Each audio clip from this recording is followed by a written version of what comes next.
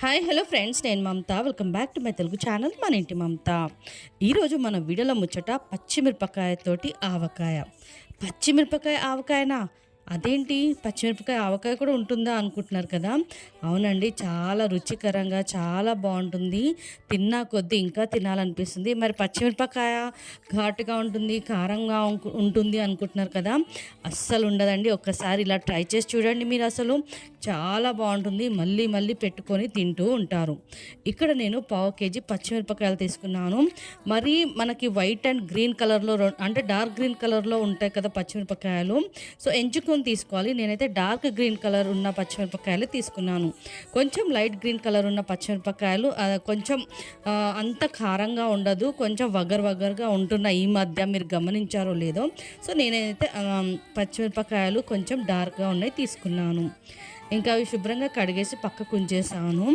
ఇప్పుడు ఒక గిన్నె పెట్టేసి స్టవ్ పైన ఒక 2 స్పూన్స్ ఆవాలు, ఒక 2 స్పూన్స్ సోంపు.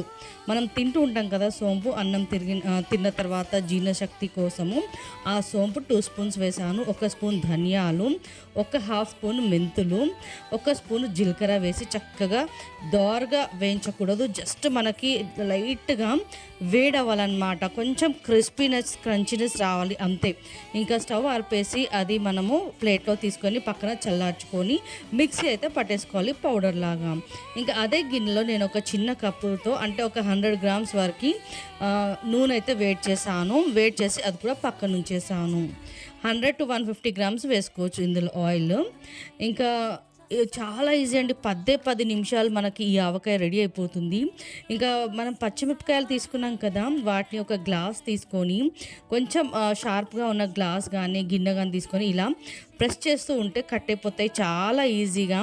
మనకు నైఫ్ పెట్టే అవసరం లేదు, చేతులు మంట పుడతాయి అన్నది అస్సలు భయమే లేదనమాట.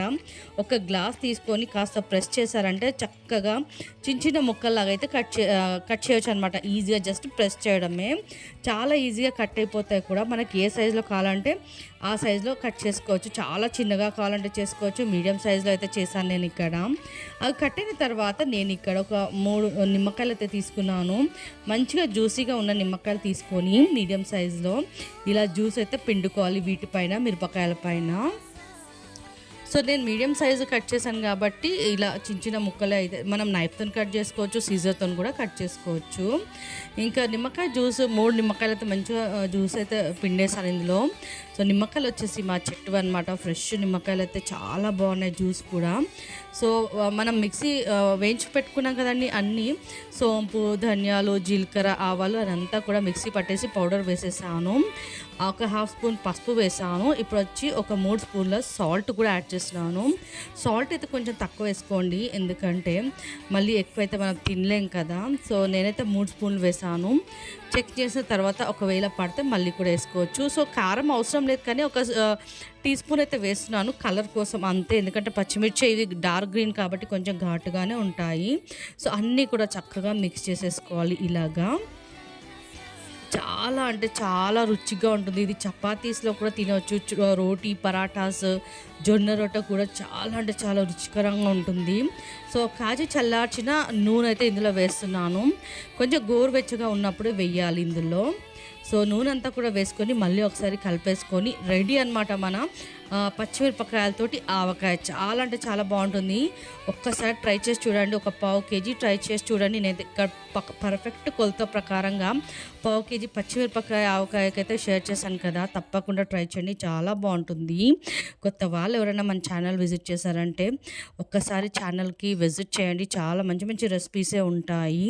సో మన ఆవకాయ రెడీ అయిపోయింది చూసేసారా. ఇంకా ఏం చక్కగా ఇలా జామ్ బాటిల్స్ ఉంటాయి కదా, అందులో ఇలా ఫిల్ చేసేసుకొని మంచిగా ఒక 2-3 మంత్స్ అయితే ఎంజాయ్ చేసుకొని తినేవచ్చు అనమాట.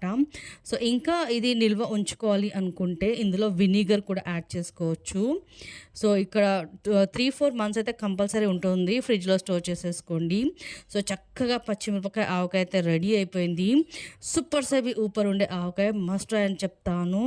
సో చాలా అంటే చాలా బాగుంటుంది. చూసారా, బాటిల్స్ అయితే 2 ఫిల్ అయిపోయాయి నాకు ఏం చక్కగా. సో మళ్ళీ సరికొత్త వీడియోలో కలుద్దాము. అంతవరకు బై ఫ్రెండ్స్.